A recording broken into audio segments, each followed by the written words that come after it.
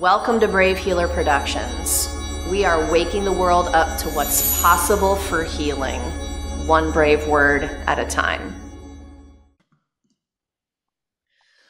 Welcome, everyone. I'm Laura DeFranco, the CEO of Brave Healer Productions, where we have a mission to wake the world up to what's possible for healing, one brave word at a time. And here today to help me with that mission are some of the amazing authors of a new book that we have coming out. This one is called Hot Mess to Hot Mom, Transformational Tools for Thriving After Childbirth and Beyond. I love saying that book title, Hot Mess to Hot Mom. Before I introduce our authors to you today, I just want to say a huge thank you to Tara De Leon. So Tara is our lead author of Hot Mess to Hot Mom. Yes, she deserves an applause. Big gratitude to her for the mission she had about bringing these experts together to really give practical tips about that stage of motherhood and beyond childbirth, which I can't wait to get into this conversation. It's really one of my favorites. And so talking to you ladies today is going to be fun. We're going to be dropping some big wisdom, some big inspiration, and we would not be here without you, Tara. So thank you. So I have Alisanne Loftus with me. She's a lifelong learner, educator, and entrepreneur with a mission to empower others to be and do their best. Dr. Gina Hahn is an expert pelvic floor physical therapist who helps clients feel resilient in their bodies, even in the presence of pain and injury, through mindfulness practice, education, and weightlifting. Welcome, ladies. I'm so happy to have you both here today. Thank you so much. What an honor to be here.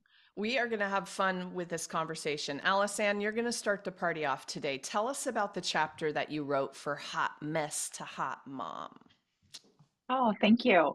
So I'm chapter 8, marriage, baby, and business. Oh my.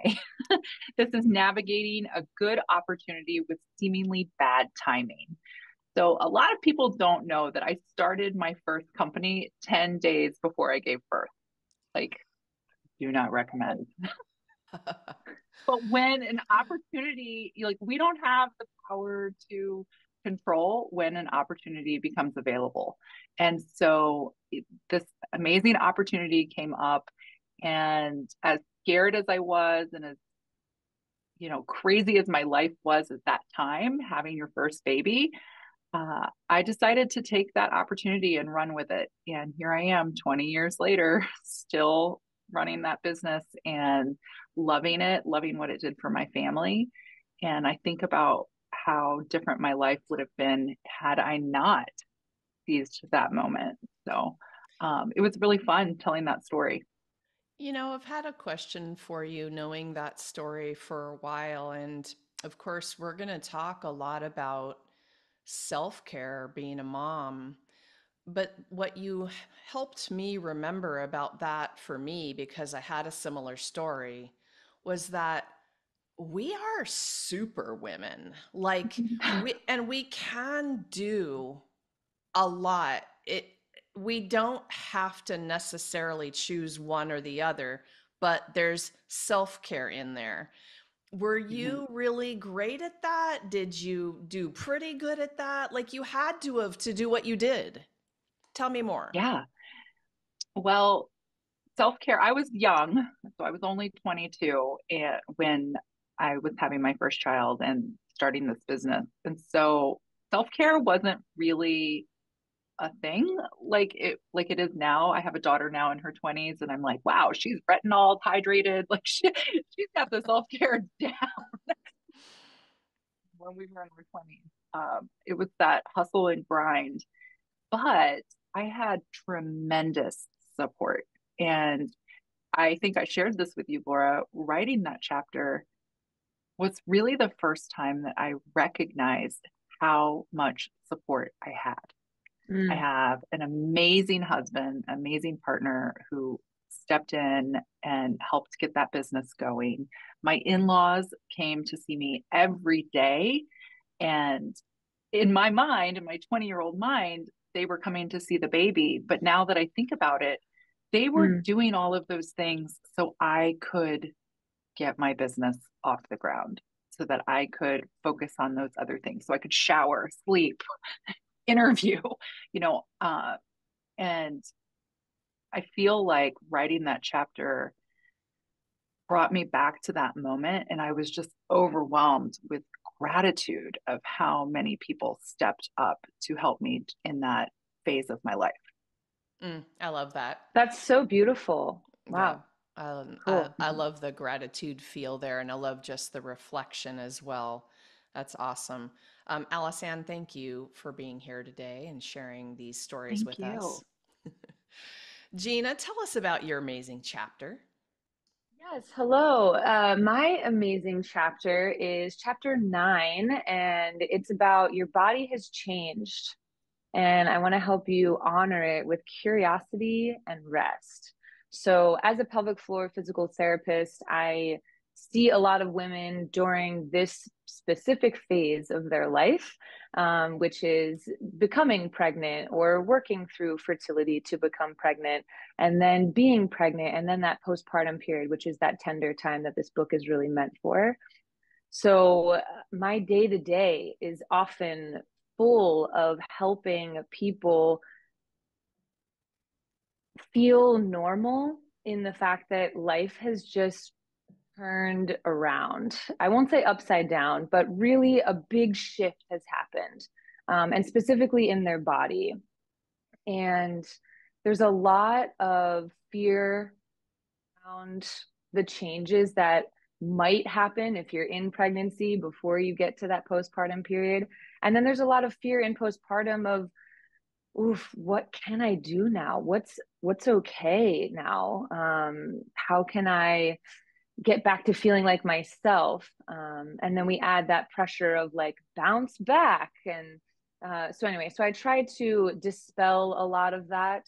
My own personal experience with my body changing was that I had planned a unmedicated home birth. I was going to be in the nest of my home and so cozy and loved that for myself. And it did not turn out that way. I got transferred to a hospital and had an emergency cesarean, and just hated that scar for so long.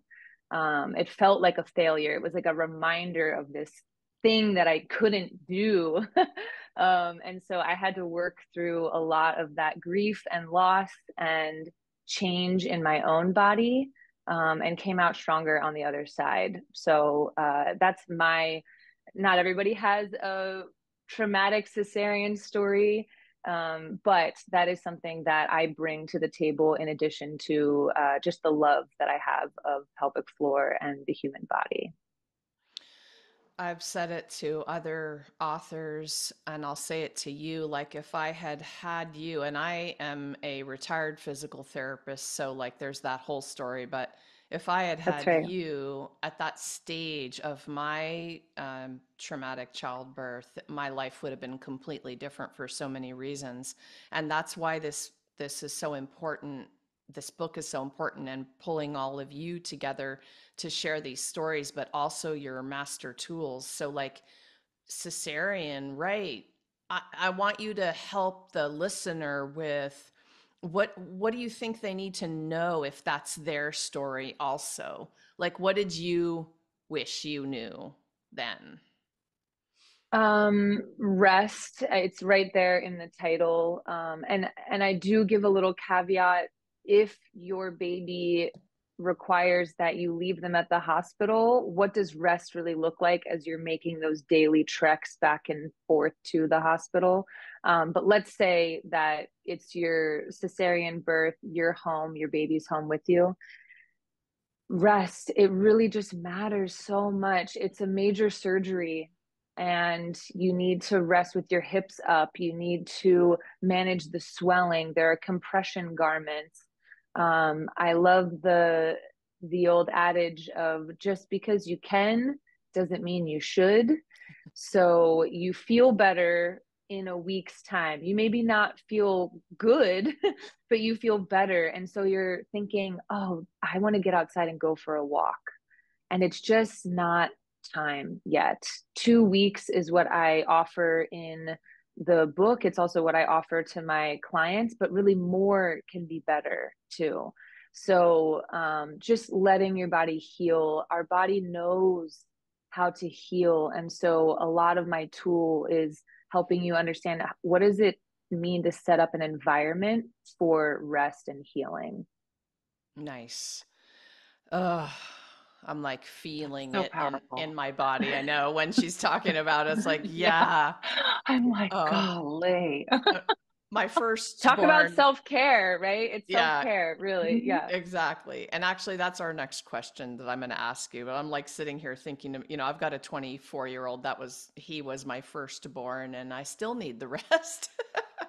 Like we need Right. rest for different The rest, reasons. Yeah. need Um, rest like more than ever, I feel.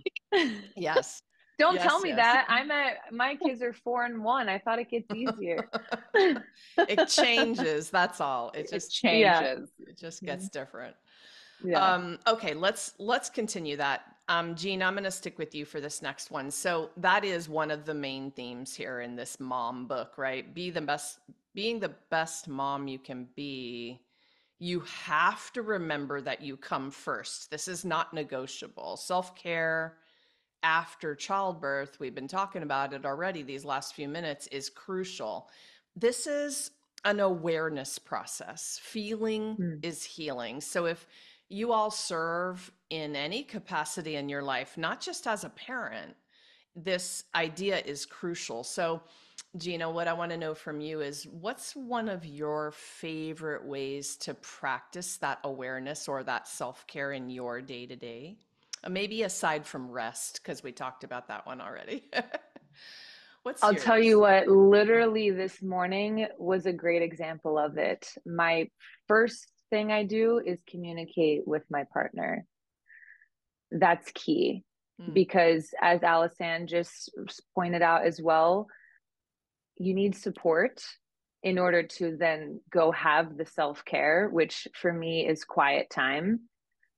Quiet time in the woods. We live near an awesome nature park that's it's a walk down the street, and I'm in 340 acres of nature. I love it.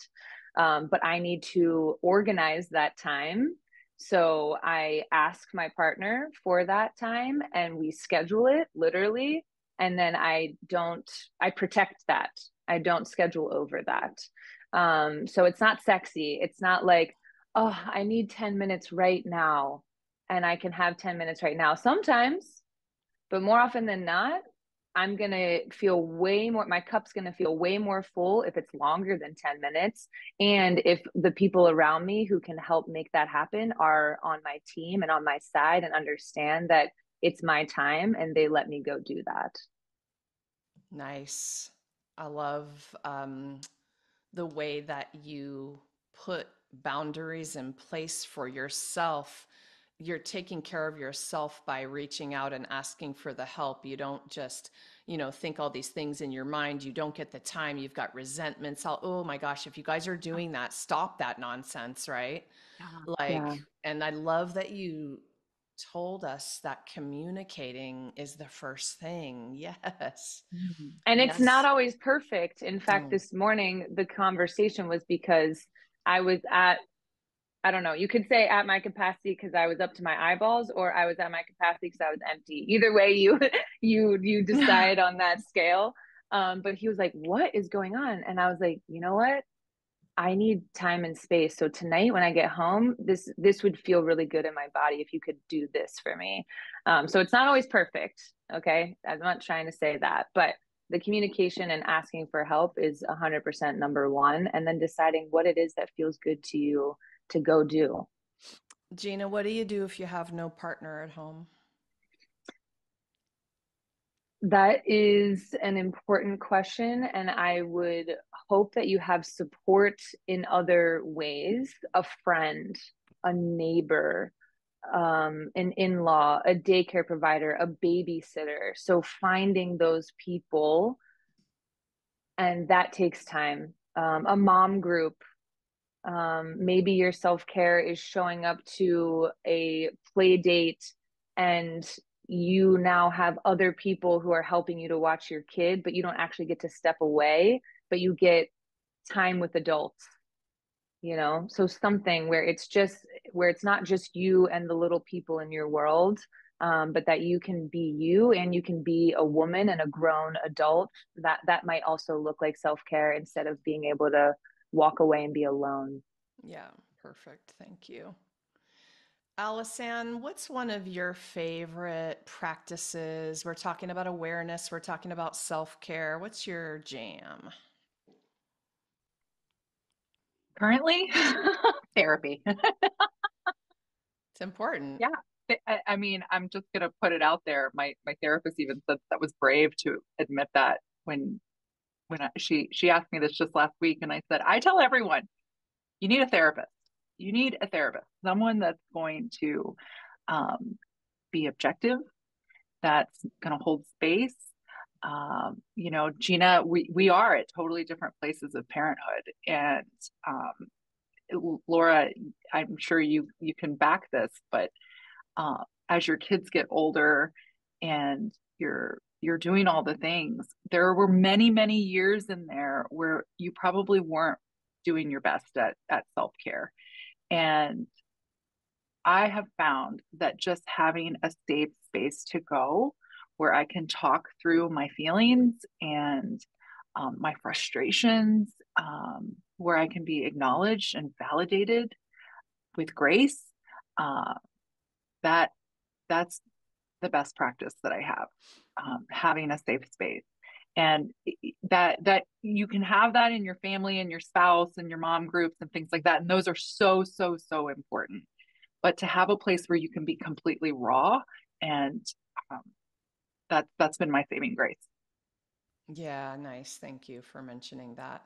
And I think I'll add just because the question to Gina, like, what if there is no partner and what if there are no funds for therapy? So, what I want to say is, gosh, we're so lucky to have the resources to get the help that we need. But if you're listening and you don't, then you find someone who is the best listener that you can. And you also create that village around you, but that village could be one person that's a great listener. And also, there's a reciprocal energy and effort and love there. Listen for each other and set up sacred space to share verbally. And sometimes, oh my gosh, I mean, even a few minutes with the BFF sometimes just does it for me when I need to move it out. I need to shift the energy of whatever that frustration is. Or gosh, these days, gals, with the pile on of stress and trauma and tragedy stuff and the world in the state that it's in, I think everybody needs therapy right now in one form or another. I mean, everybody needs Amen. that Amen. support. Yeah. And we better get help so that we can help each other and ourselves so that we can change this world, right? Oh my God, let's not go there. Okay, Yeah. we could be Yeah. 5 more hours Yeah. on the But topic. I do want to add that I mean, if you don't have the funds for therapy, I fully recognize what a privilege that is that I'm able to do that. But your church, your community, look for free support groups, things like that. I wish that I had done that earlier in my journey of motherhood, that I had had sacred, safe spaces where I could go and, like I said, just be raw. Um, so if you don't know where to go, I don't know, email me. I'll help you. I don't even have to know you. I will help you find some resources for you with that. Can't advocate for that enough. I would like Um, to add something too, and this is something that came from therapy. And so, again, recognizing I do have resources to go, but it was make a list of things that feel grounding to me so that in a moment, as we're describing this stress, what are some things I have access to right away? And I'll tell you, for me personally, the power of a dance party, oh, just turning on my favorite music, whether I'm alone, whether I'm with my family, and just moving and just letting it move through me. I'm very much a kinetic learner. And so that has been something that can help really lift my mood, change my mood, shift my focus.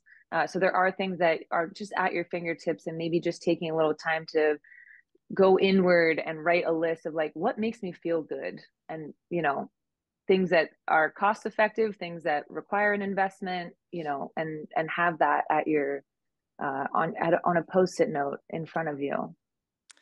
Well, mine would be journaling. So, maybe you guys guessed that about me already with the writing. And there's a bunch of different ways. So I love, let's make a list of all the ways. And when you're struggling that day, do one, pick one, pick a different one if the one isn't working for you.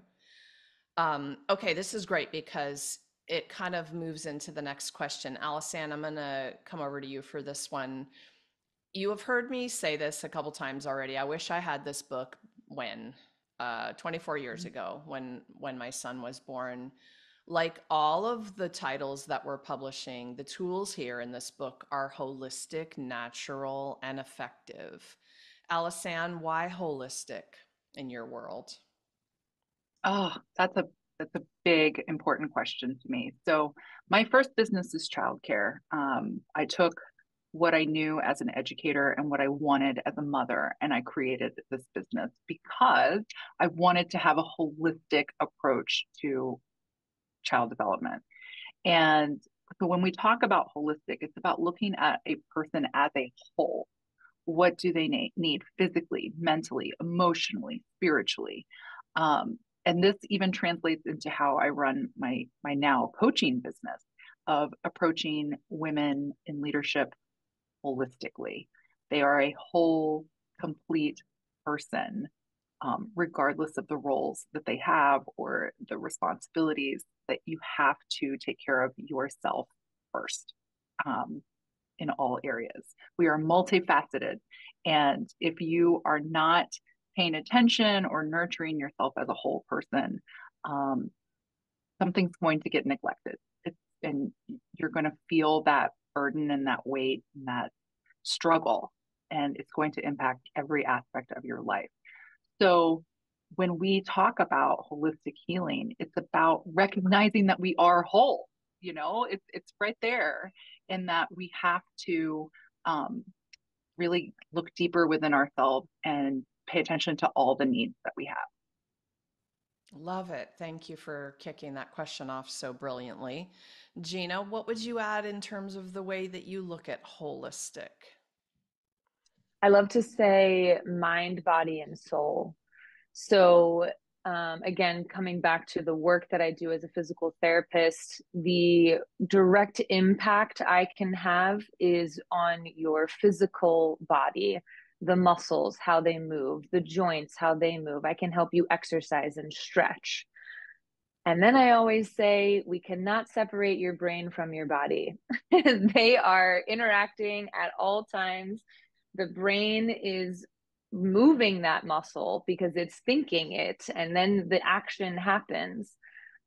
So I offer this as a point of education to folks that if there's a trauma history, if you've had a crappy day, if you haven't been sleeping, hello, new moms, that's going to show up in your body. It can show up as pain. It can show up as tightness. It can show up as this nagging thing that you want to just keep stretching and massaging, and it doesn't really go away. And so I educate my clients on the fact that the low hanging fruit, which means what is the most important thing here? What are we going to get the most bang for our buck? If the low hanging fruit is the fact that this birth was traumatic for you, we need to address that. And that isn't necessarily my expertise, but I certainly refer. I certainly can help spark interest in mental health if you aren't already interested in it. And then I have this conversation of, we can stretch and I can massage your pelvic floor, and this pain that's showing up here, we can do some work here in that soft tissue, and you need to feel safe in your body. And that is how you're going to get the most healing. Thank you for that. This is a perfect chance for me to do a quick shout out for Laura Mazzata's Holistic Mental Health book that is also coming out soon. For these reasons that Gina is talking about to integrate. So important. It's another topic we could talk about forever. All right, Gina, last words to our new moms. What's the most important thing or idea you want to leave them with today? Mm, you're good enough. There's no such thing as perfect. Um, Keep trying. There's going to be days that feel like you've only accomplished one task instead of your typical 5 or 10 to-do list. And just know that support is helpful, and the more you're supported, the better you're going to do. So find that support, but you're doing just fine, just where you are right now. And tomorrow is a new day. Thank you. That's so perfect.